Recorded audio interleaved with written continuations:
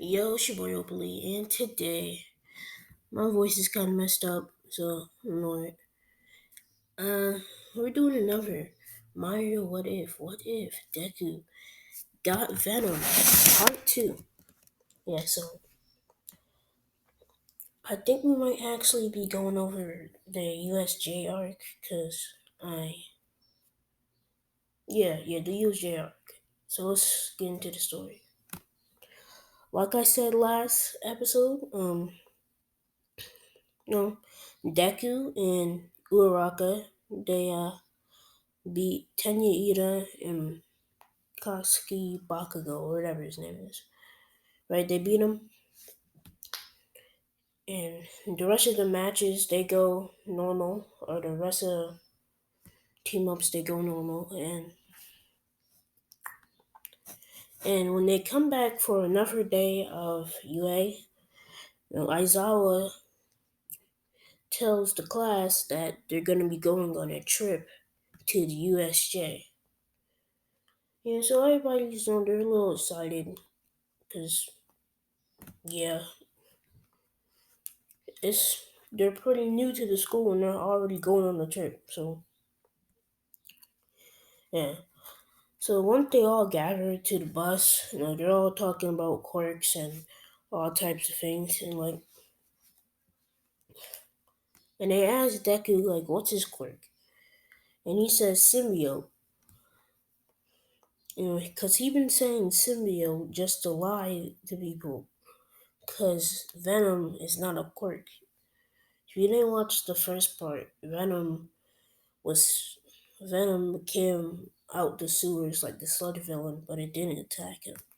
It just latched onto him. So with that being said, they get to USJ, and and even somebody in the class is like, "Whoa, they got fake villains here too. That's crazy."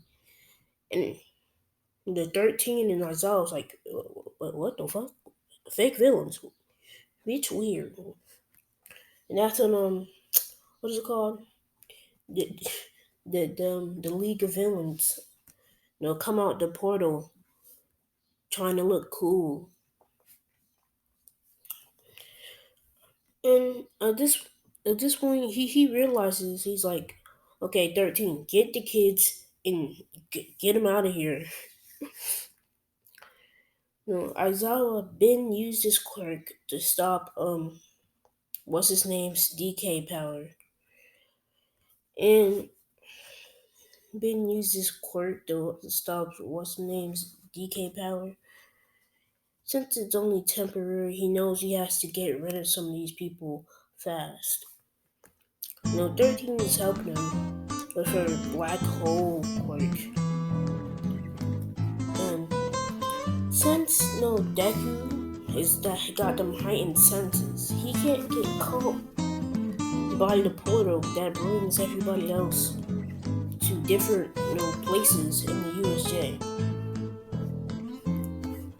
So now he's basically alone because some weird force is setting off his senses.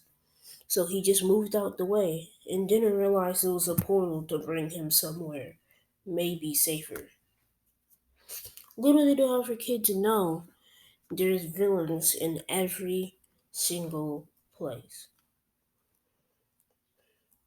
So where Deku was in canon, he's not there anymore. And now Deku is fighting with Aizawa. Since some stuff gets done a little bit more faster, then Nomu is get pulled out a little bit more faster. Nomu, like Cannon, attacks Aizawa, or at least tries to, until Deku is actually fighting him. He's actually getting hits on him. Like it seems like they have equal or better strength, to another, one or the other. So basically, one of them's getting bodied. Deku is really trying to body him because he saw what he did to Aizawa. I know Aizawa's not really he doesn't really have anything other than the little martial arts that he has and his eye quirk. Other than that, you can't really beat super strength and regeneration like the Nomus have. So yeah, I don't even know why Aizawa would be able to do that. So Aizawa still gets a little bit more bodies because they came outside earlier than the Nomu came in a little bit earlier. So yeah. With that being said, the first group to get out was originally Deku's group, but they had to get out a little bit later because they didn't have Deku. So yeah, with the help of a couple of more classmates, Deku made some more Venom clones, just trying to overpower, you know, the Nomu. The Venom clones are getting shaked off. They're getting thrown to the ground, spinned around. Even one of them get thrown through the glass of the USJ, through the glass dome. And at this point, Deku is having just as rough fight as he is in canon. Then he realizes that he has one for all. So he's like, oh shit. That's what he realizes that he can use one for all with his, you know, and with Deku be able having one for all, he could use a good 30 to 35% of one for all. So yeah, so you'd have 30 to 35% of one for all. That would give him Black Whip though. So yeah, he would have that, but secretly he doesn't know about that yet. So he's using his one for all now in the second part of this match. Trying to throw the normal around, hitting him in the ground. Just trying to do what he has to do to survive. And the man with many hands tries to use his DK quirk on Deku and realizes it's been erased. He's like, Nani? How can I not?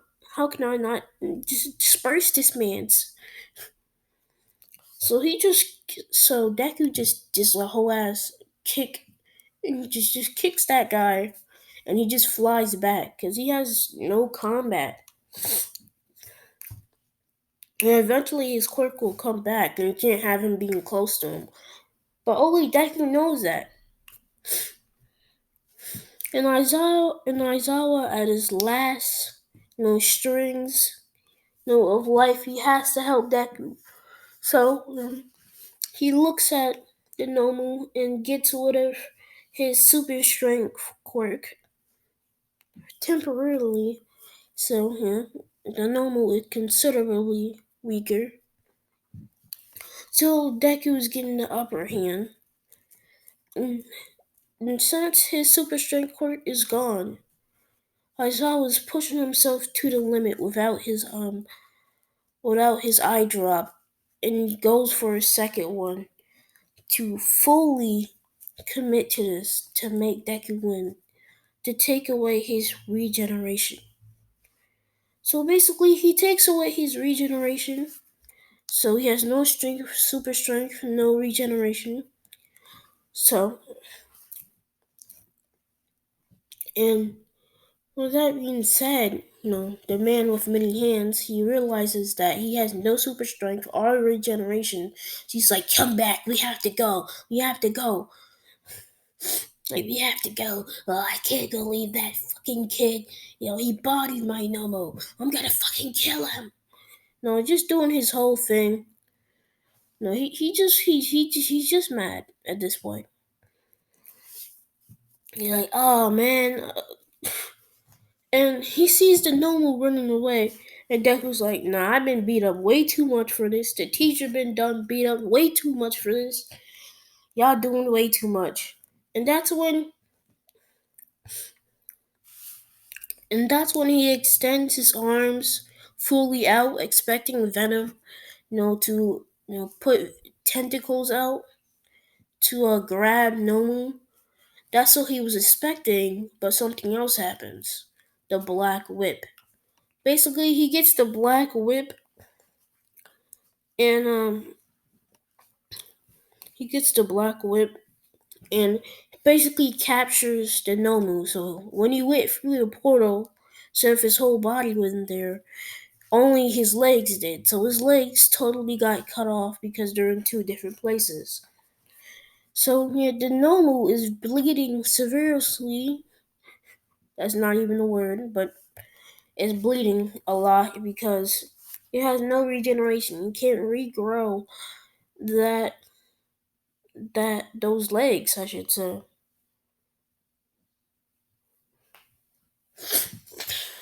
And Deku fully's bodies, you know, the Nomu. He throws him up in the air and gets a Detroit smash on the Nomu, sending him through the USJ dome glass. So that being said, we just covered the UA arc, and they have their 2 weeks off to train for the UA Sports Festival.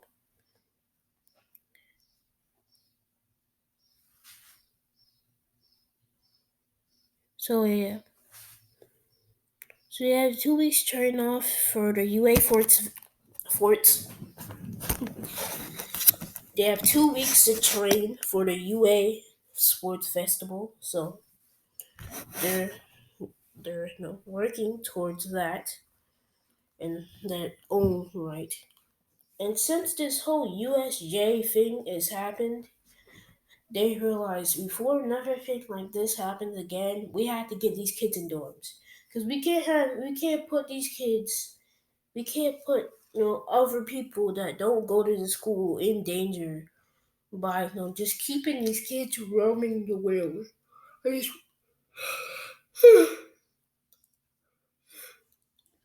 keeping the kids roaming, Tokyo or Japan, whatever. They just can't go outside of the school at this point. Because there's villains everywhere and they don't stop. So, that being said, they try to ask everybody. And it's kind of easier because we haven't had like 4 attacks yet.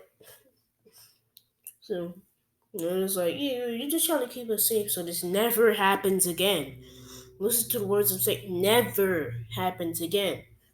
So, the parents trust them. They sign off with it and they get their own dorms. So, with that being said, let's skip to the UA Sports Festival. Okay, they're at the race. They're all lined up in the tunnel. Says President Mike says go. He screams it out, and everybody starts sprinting. And Deku has enhanced speed, so he's using 15% of one for all, and his venom that's enhancing his speed and his strength off rip. So he's just using both of those put together at the same exact time.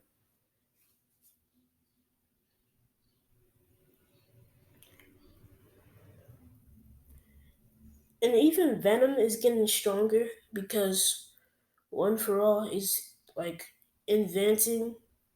Because you know how if Venom was an actual quirk, One for All would make it better. It's doing that like that. It's doing the same thing. So Deku's a lot faster, stronger,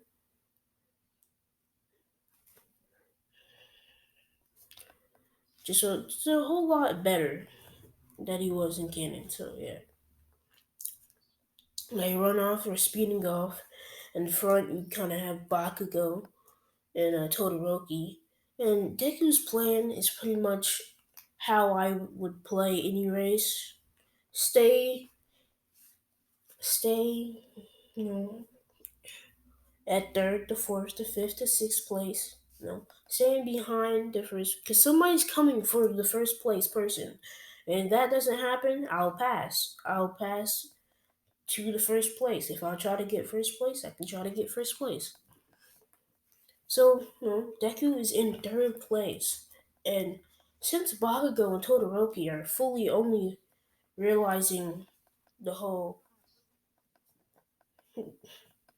are fully, just realizing they're just fighting while they're running. Only Bakugo and Todoroki, so Deku's not in that. So Deku uses, them not caring and not knowing that Deku is behind them by just totally using the black whip to bring them back and make them fall in the race. So, Deku gets first place automatically because they fell. And this is new to them because throughout the race, they're in second and first place, and you just fall, just get pulled back and manipulated out of nowhere, and Deku just walks up. So yeah, they're kind of angry at that, and now Deku has 10 million points with the cavalry battle. He pretty much joins up with the same people, uh, Uraraka and the Mia or Maya, whatever her name is, the support chorus girl, and Tokoyami, and yeah, he has his group. They do the same plan, and since he has the 10 million points, Deku feels like he needs to go faster, so he's using his limit of one for all just for this short amount of time. And since he's using one for all, his Venom's combining is combining with One for All, and One for All is combining with Venom. So they're just fusing into each other and making each other better. So with that being said, he is slowly in this cavalry battle. He's getting in this cavalry battle. He would be able to use more percentage, even though it's putting a strain on his body. So he's using about 45%, which is 15% over what he needs what he's been using. But since he could use Venom to heal himself, and Venom has him on the regeneration, it's just that Venom has to heal him off rip. So if any bones break, Venom has to get there off rip. And Deku just has to play it off like it doesn't matter. Since Deku's bones has not been broken just like this many times, like that many times throughout this what if, so it is kind of hurting. It's hurting. He hurting. So he passes with the first place because no one took his headband because he was so far ahead. He was too fast for the rest of it. So, with that being said, let's move on to the 1v1s. Now, like in canon, we have Deku versus Shinzo. Shinzo's trying to mind wash him. And I don't think Venom can get brainwashed because since Venom is used since Deku is using the full Venom suit, not like Venom when he's big, but the Spider-Man Venom suit. So it looks like Spider-Man, but in the black suit, though. So yeah, and he's and Shinzo was talking to him, and since he has the Venom mask on, it's just totally protecting him from the brainwash. So yeah, he's like, "Oh, you have such a powerful quirk. You're so lucky." and Deku is still having holding a whole conversation with him, walking towards him. And he knows that this is confusing him, but he doesn't know why. So he's like, "What's wrong, Shinso?" He's like, "Nani, you're supposed to be brainwashed." And he's like, "What?" He said, "You're supposed to be," and he just punches him outside of the ring, and he gets knocked out. So yeah, I don't feel like any other matches matter other than Bakugo, Uraraka, and the rest of them after that. So let's cover Bakugos and Urarakas. Yeah, Bakugo gets up, Uraraka gets up. They're all here, they're all doing their thing. And I'm just gonna say that Uraraka and Deku, they've been training together, and they unlocked a new move that made them move faster. But Deku doesn't really need it. I mean, he could use it a lot. He could use it in fights for not running. It doesn't really take any energy off of him. So yeah, it's kind of useful. And Uraraka is going to be using it. I guess you could call it Flash Step if you want to. So basically, she could use Flash Step, and now and she has been training with her strength to be able to, because when you're these are kids at this point. It doesn't take that long for them to get strong. Like it didn't have to take all the 11 months for Deku to be able to look ripped, bro. That could have took like 3 weeks. But okay, well, he does what he has to do. Anime logic. But Uraka, she has some better strength and some good speed. Bakugo, hmm, he kind of has explosions. So yeah. So yeah, and she got better with her zero gravity cord.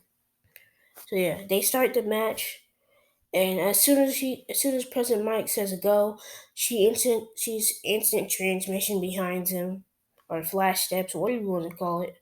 Just moves behind him, and just hit him with a zero gravity, which makes him float up. But you would think maybe that would give him the advantage. No, because once the point where you get so far up that even like his explosions would disperse when it's not getting close, because he's going up. He's going up. He has zero gravity, so he's basically going up. And she's basically can instant transmission into the air just to hit him up, just to keep on hitting him almost out of the ring since he has um the zero gravity on until Uraraka can't use it anymore. The zero gravity on, so she can just keep on instant transmissioning to wherever Bakugo's being hit from. She's basically kicking him, hitting him, because she knows she has to do what she has to do to get past Bakugo, because Bakugo, is somebody that's ruthless, and at least somebody in her eyes is ruthless and just won't hold back on anybody. So yeah. And Bakugo is just firing out explosions randomly. He's upside down. He's all over the place at this point, and he's almost getting hit out of the ring. It's just that he's floating, so it's just gonna be a never-ending, float battle until Uraraka can't hold him.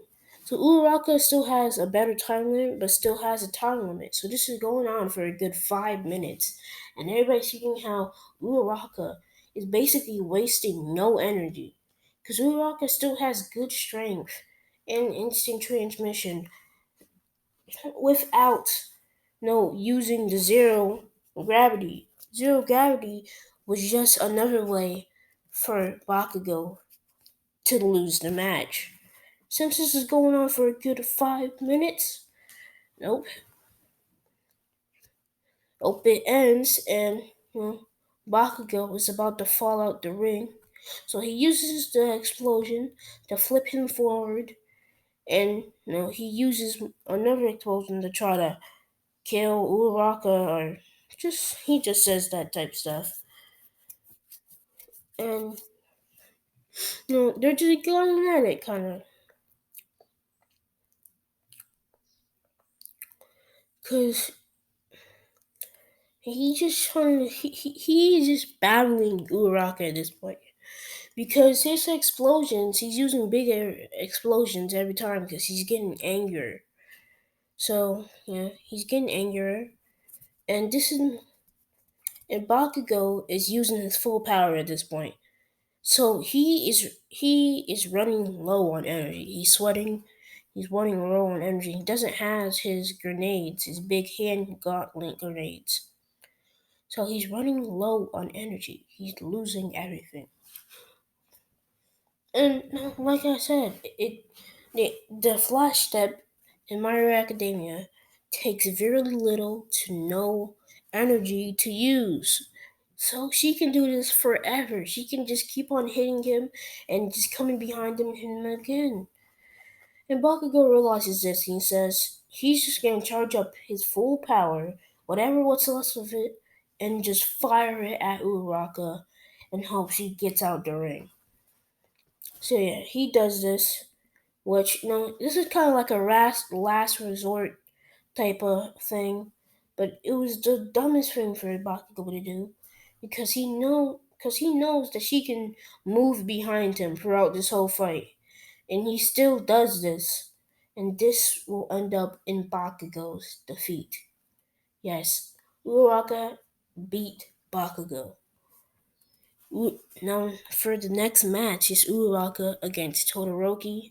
And I'm going to tell you for right now, it's not going to be good for Todoroki or Uraraka. Now, you're probably saying, why do I say that? It's not going to be good for Todoroki or Uraraka? You should have been just said the one who loses. Well, mm, you can figure it out what that means. If you can, basically all I'm trying to say, neither of them neither of them are going to be coming out of their fights with severe injuries. No, close to death injuries type beat.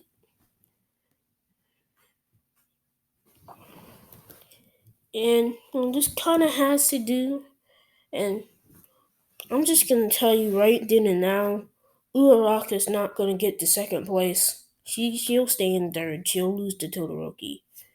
It's kind of a spoiler. It's kind of not.